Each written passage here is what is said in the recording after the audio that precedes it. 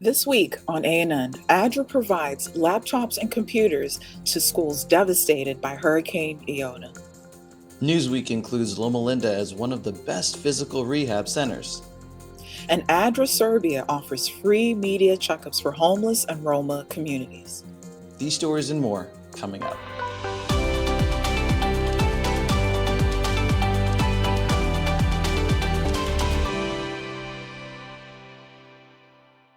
Thank you so much for joining us this week. First in the news, 9 months after Hurricane Iota destroyed homes and businesses on the small Colombian islands of San Andres, Providencia, and Santa Catalina, the Adventist Development and Relief Agency, or ADRA, in Colombia continues to provide assistance. Most recently, 90 new computers were delivered to the Ministry of Education for use in 5 schools located in San Andres and Providencia. After learning that several schools were under reconstruction after Hurricane Iota, ADRA Colombia discovered that many of the schools lacked computers and computer labs. The Office of Lucila Morales, Secretary of Education on Providencia Island, selected the 5 schools to benefit from the computer donation. The new technology will benefit nearly 1,000 pupils enrolled in the designated schools. In addition, the Adventist school in San Andres received 10 new computers from ADRA. The ADRA Colombia team and church leaders traveled to San Andreas to deliver the computers on July 13. President of the Adventist Church in North Colombia, Edgar Redondo, says, ADRA believes in education, and we are here to hand over these devices that will undoubtedly contribute so that children can develop the educational process together with their teachers in the best way. This initiative, coined as Computers of Hope, will strengthen students' reading capacity, computer skills, and provide general improvement in all academic areas. Since Hurricane Iota hit the Colombia Islands in November 2020, the Adventist Church and ADRA Colombia have assisted in cleanup and provided food and supplies to dozens of families. In addition, ADRA deployed several tons of humanitarian aid from Puerto Rico to provide emergency shelter for victims and support the reconstruction project in the archipelago. Before we move on, we know there's a lot going on in the world: the continuation of the COVID-19 pandemic, flooding in Europe, an earthquake in Haiti, Hurricane Ida in the United States Gulf states, wildfires in the western part of the US, political unrest, and so much more. We are working to get you up-to-date news on all these stories. In the meantime, we ask that you continue to pray for the people in these locations and around the world, that they will feel God's love and protection. We will bring you updates as soon as they become available. Don't forget, you can visit us at Adventist.news or on Facebook, Twitter, and Instagram for more news reports. And now, this week's news. Up to 15,000 people in the Western Balkans will receive health checkups, hygiene services, and COVID-19 information through the Leave No One Behind project, coordinated by the Adventist Development and Relief Agency in Serbia.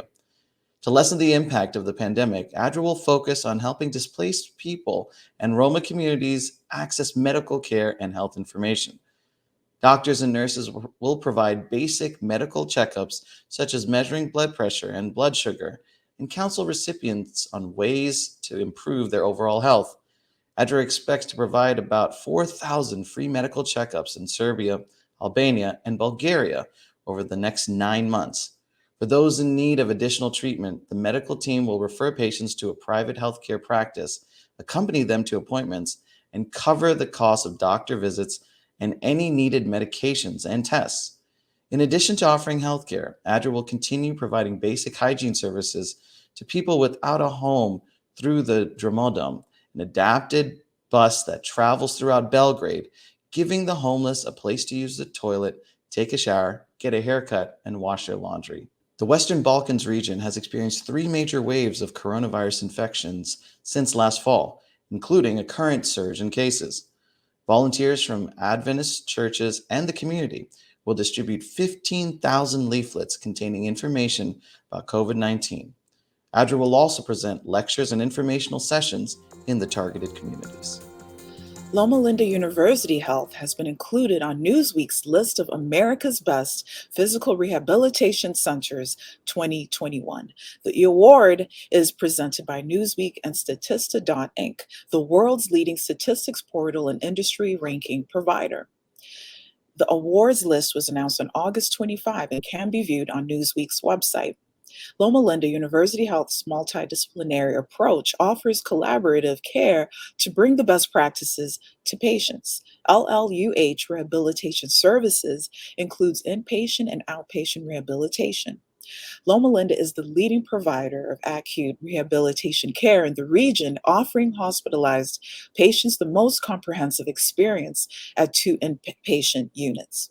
Its outpatient therapies, orthopedics, sports therapy, and pediatric rehabilitation also assist patients in improving their quality of life. In pediatric rehabilitation, Loma Linda works closely with families to develop a personalized treatment plan aimed at improving each child's ability to reach their potential.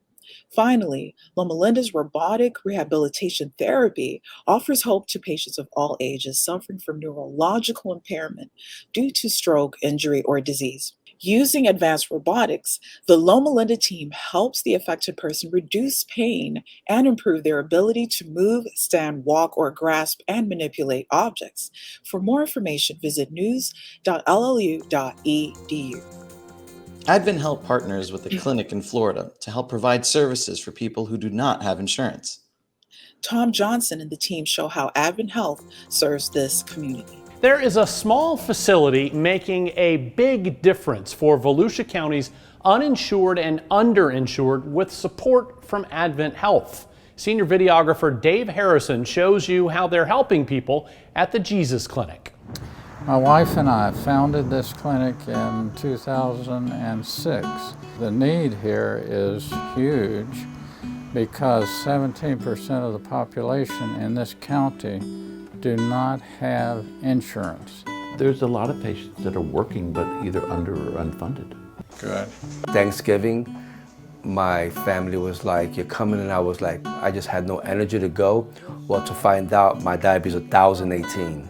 They rushed me straight to the Advent Health in Ormond. I stood in the ICU for 8 days, and then they informed me I had no insurance, so they informed me about the Jesus Clinic, and they've taken care of me like in every fashionable way possible. The significance is that the patient has a primary caregiver here. That is what it's all about. We try to keep the patients, when they come back, to see the same doctor. Thank the Lord for Advent Health. Advent Health has supported us by providing free imaging, anywhere from a chest x-ray to an MRI to an angiogram. They provide free laboratory services. That relationship, I think, has given some three-dimension to our ability to offer really good quality advice for the patient. It's huge, and we can't do it alone. For them taking care of me without me having insurance and taking care of a lot of the volunteers that come in here, it's just a miracle. In Orlando, Tom Johnson for Advent Health. Coming up, King's Kids in Australia is engaging families around the world. But up next, we have an update from one of our favorite nonprofits, Impact Hope, who is working hard to bring education to young people in Rwanda.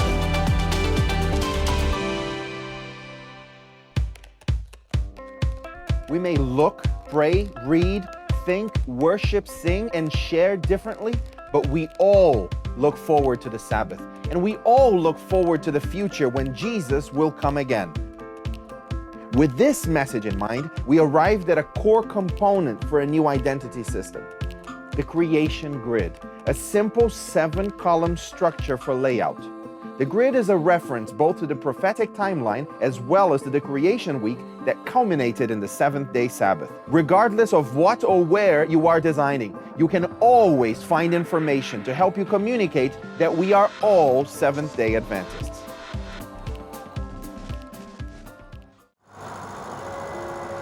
When I first felt called to be a minister, I didn't want to be a typical pastor with a suit and a tie. One of the things I appreciated most about Christ was his ability to defy convention. Once, when I moved away from a place where I was pastoring, one of my friends said, We're going to miss you. You're so unusual. I take that as a compliment. I'm someone who likes a challenge. I love to test my limits. I've been running for more than 35 years, most days of the week. I love to run, especially in nature. It's time alone with God where I can recharge. I run first thing in the morning so I can prepare emotionally and spiritually for whatever I might experience that day. I find my greatest fulfillment in relating to people who aren't Adventist or even Christian. We have to meet people where they are.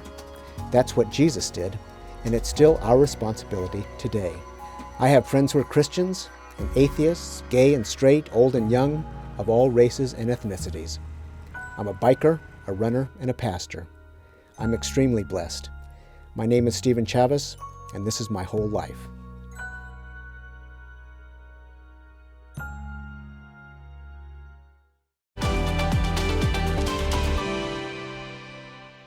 Welcome back.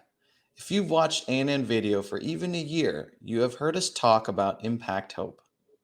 Impact Hope is a nonprofit that provides Rwandan refugees with an Adventist Christian education. When co-founders Mindy and Hans Steigerson learned about the dire refugee situation in Rwanda in 2012, they determined that a high school education was a way out for many of these refugees. Impact Hope formed to sponsor and support refugee students to attend Christian boarding schools in Rwanda. If you would like to learn more about Impact Hope, please visit impact-hope.org to learn how you can help this amazing project. This week, Mindy gives us an update on how Impact Hope is working this year.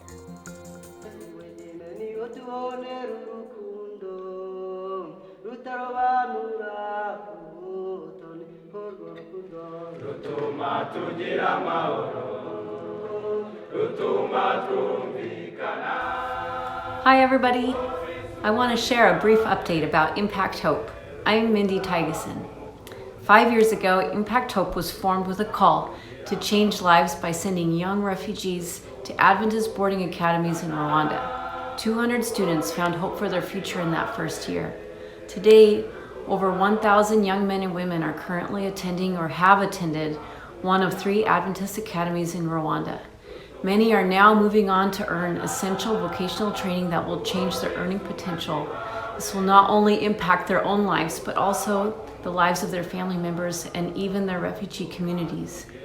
This would have never happened without the generous spirit of giving from churches and individuals like you who believe in the human value we all have as sons and daughters of God. As long as God keeps the doors open, we promise to continue answering His call to bring hope to the kids and communities of Rwandan refugee camps. Thank you for answering that call with us. We covet your prayers and continued support for these amazing young men and women, and we are excited for their futures. If you would like to join Impact Hope to empower more refugee youth in Rwanda, please visit our website at impact-hope.org. We're sure excited about the unleashed potential of these special kids, and we hope you will be too. A children's TV program launched by Adventist Media Australia in response to the 2020 lockdowns is now broadcast in more than 70 countries worldwide. King's Kids has become an international hit over the past 12 months as it has filled a gap in quality Christian TV content for children. King's Kids has become an international hit over the past 12 months as it has filled a gap in quality Christian TV content for children. Hope Channel South Pacific Director Pastor Wayne Bohm said the program was designed to assist and minister to families during the first extended COVID-19 lockdowns last year, and it has continued to be produced weekly since then. Now, in its 7th season, King's Kids is making an impact not only around the South Pacific, but in places like Thailand, Canada, Peru, the United Kingdom, Russia, the United States, Serbia, and Japan. The program is a collaboration between Adventist Media, the South Pacific Division, and Abide Ministries. Created to go hand in hand with the GraceLink Children's Sabbath School lessons, it features puppets, balloon animals, singing, craft, storytelling, health, and nature segments. To celebrate 50 consecutive episodes of King's Kids, representatives from the South Pacific Division, including the region's president, Glenn Townend, visited the studios where King's Kids is produced, and met the team behind the program.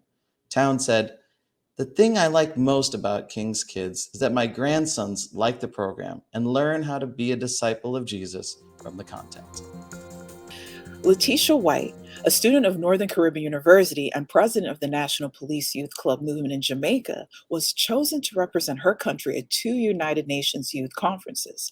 UN youth conferences assemble young leaders from around the world to discuss their opinions and solutions to global issues. At 20 years old, White is the first female from her parish to be elected president under the category Security. White wants to return from the conference with at least one crime mitigation strategy to propose to Jamaica's Commissioner of Police and Prime Minister. After conversations with experts from the Jamaica Association for the Deaf, the young president realized that police stations were not equipped to handle the sensitive nature of the deaf community. She also found out that accurate Caribbean-based information on the deaf is not readily available. White is committed to using her position to change lives. She was moved to help this vulnerable yet overlooked group, and the Police Youth Club was awarded a grant of $10,000 to execute the Safe and Sound JA initiative. White says that Safe and Sound JA aims at reducing the communication barriers between the Jamaica Constabulary Force and the deaf community in making a police report. White wants the Safe and Sound JA project to expand to police stations across the island with the help of additional sponsors and stakeholders. The ultimate goal is that members of the deaf community will feel more comfortable visiting police stations, knowing that the reports will likely go to court and receive justice. In the future, White aspires to continue building on everything she is doing now. She believes that the work she does and the life she lives is not really for her, but is meant to inspire others. It Is Written welcomes Wes Peppers as the ministry's new evangelism director. Peppers replaces Yves Monnier, who accepted a call to serve as the ministerial and evangelism director for the Pennsylvania Conference. Peppers began his new position in August. Peppers joins It Is Written from the Michigan Conference, where he served for 10 years as a pastor, personal ministries director, evangelism coordinator, and associate ministerial secretary.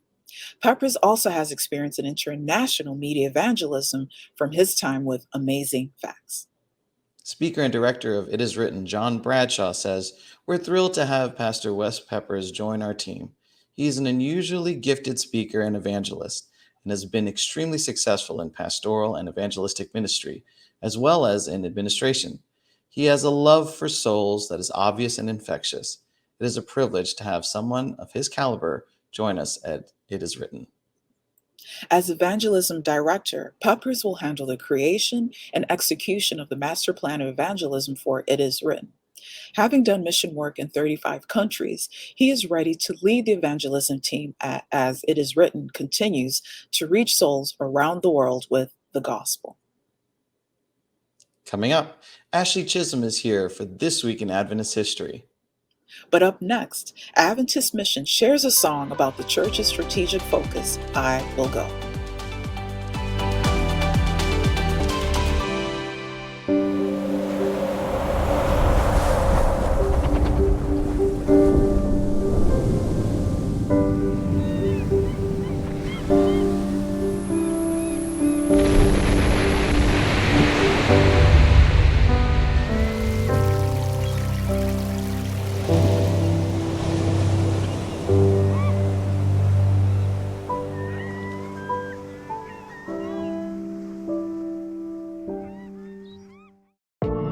Why is there evil in the world? Are Christians hypocrites? Is the Bible a fairy tale?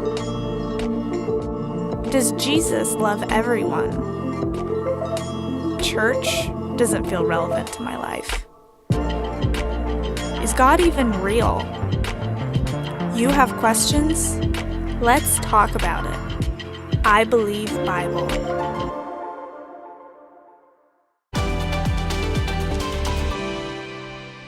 Welcome back. Over the next 5 years, the Adventist Church's strategic focus will be I Will Go, and members all over the world are finding new and exciting ways to participate. This week, we hear about a new song from Contagious Faith called I Will Go. Adventist mission has more. Do I get here off to the side? Yeah. Exactly. All right, ready? 1, 2, 3, and...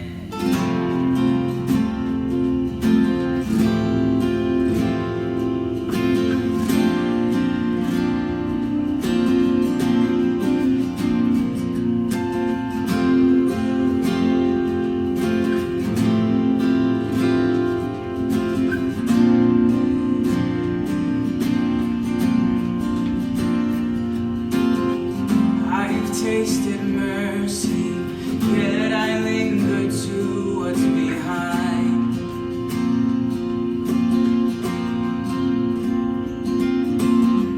I've seen you in my life, yet I keep the treasure inside. I'm ready to change my thinking, change my mind. Ready to make a difference in my life. And I will leave everything for you, my King. Sail across oceans wide, healing the broken lives. What I believe burns in me, my one desire, until I reach the sky. You will engage my life. I'm starting right here at home. 'Cause wherever you call, I know I will go. I will go.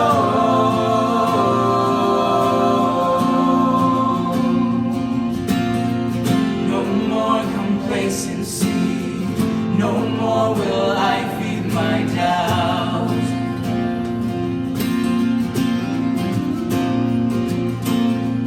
I am your hands and feet. I show them what you're about. I'm ready to change my thinking, change my mind. I'm ready to make a difference in my life. And I believe everything for you, my King. Sail across oceans wide, healing the broken lives. What I believe, it burns in me, my one desire, until I reach the sky. You will engage my life. I'm starting right here at home. But wherever you go, I know I will go.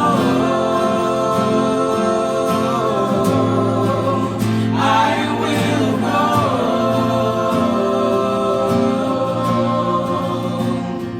You can count on me, count on me, count on me. Jesus, you can count on me, count on me, count on me. Jesus, you can count on me, count on me, count on me. Jesus, you can count on me, count on me, count on me. Yeah.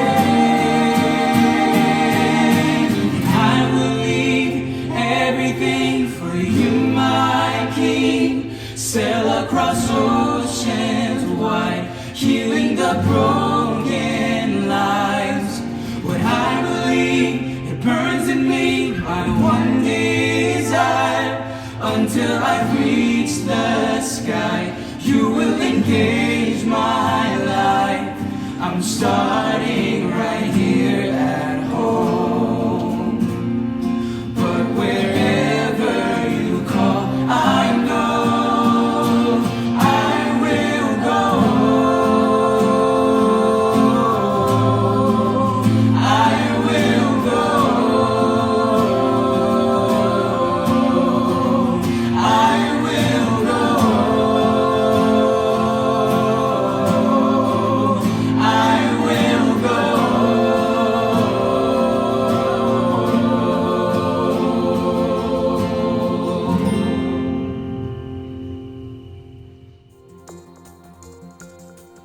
Watch this and other mission stories online by visiting adventistmission.org, then click on videos at the top.